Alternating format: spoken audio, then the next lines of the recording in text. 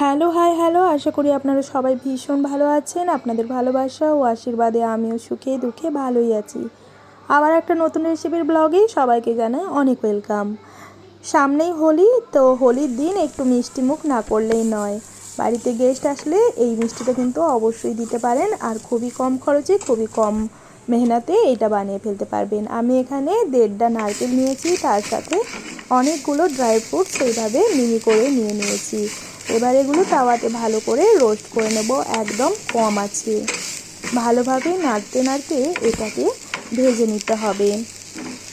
আমি কিন্তু আজকের এই মিষ্টি রেসিপিতে একদমই ময়দা ইউজ করছি না বা মাওয়া ইউজ করছি না, তো ঘরে থাকা জিনিস দিয়েই এগুলো বানিয়ে ফেলতে পারবেন। আমি এখানে নিয়ে নিয়েছি কিছুটা গুড়, আর গুড়ের জন্য কিন্তু এর টেক্সচারটা এবং স্বাদটা দুর্দান্ত হয়েছিল। আপনারা অবশ্যই ট্রাই করবেন। যেহেতু আমি মাওয়াটা অ্যাড করছি না, সেই জন্য মিল্ক পাউডার অ্যাড করলাম। মিল্ক পাউডার কিন্তু অ্যাড করে দেখবেন দারুণ খেতে লাগে। তার সাথে কিন্তু অনেকটা পরিমাণ আমি এলাচ পাউডার দিলাম। এখানে আমি সুজিটা ভালোভাবে মেখে নেব হালকা গরম জল দিয়ে। আমি ড্রাই ফ্রুটস মিহি করেছিলাম মিক্সিতে, সেটাই একটুখানি জল দিয়ে সেই জলটা দিয়েই মাখলাম এই সুজিটা। তবে সুজিটা এইভাবে একটু ভালোভাবে দোলে দোলে মাখতে হবে, আর মেখে বেশ কিছুক্ষণ এটা রেস্ট করতে দিতে হবে। দেখবেন আপনার এই মিষ্টি গুজিয়া কিন্তু খুবই কুরকুরে হবে আর খেতেও বেশ ভালো লাগবে। তারপর এইভাবে লুচির আকারে বেলে আর পুরটা ভরে দিয়ে ভেজে নিলেই কিন্তু এই গুজিয়া তৈরি হয়ে যাবে। আমার কিন্তু খুবই ভালো লেগেছে। আপনারা জানান আপনাদের কেমন লাগলো আজকের রেসিপি। আর বাড়িতে যদি এখনও মিষ্টি না বানিয়ে থাকেন তাহলে কিন্তু ঝটপট এটা বানিয়ে ট্রাই করুন।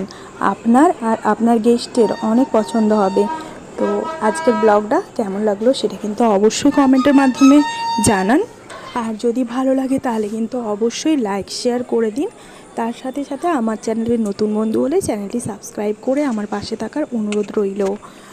আর আমার নতুন পুরাতন সমস্ত বন্ধুদের অনেক ধন্যবাদ জানাই আমাকে এইভাবেই একটু একটু সাপোর্ট করে এগিয়ে দেওয়ার জন্য।